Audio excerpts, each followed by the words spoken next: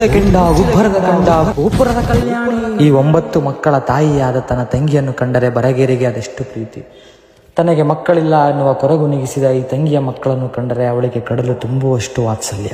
ಹೀಗೆ ಕೊನೆಯಿಲ್ಲದ ಈ ಬಾಂಧವ್ಯವನ್ನು ಕಂಡ ವಿಧಿ ಕೊನೆಗೆ ದೈವಗಳ ಮೇಲೂ ತನ್ನ ಆಟವನ್ನು ಶುರುಬಿಟ್ಟಿತು. ಅದೊಂದು ದಿನ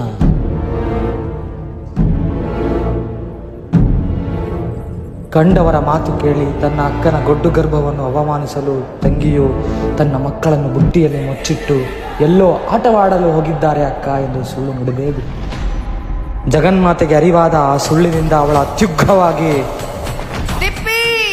ನಿನ್ನ ಮಕ್ಕಳು ಇದ್ದಲ್ಲಿಯೇ ಕಲ್ಲಾಗಿ ಹೋಗಲಿ.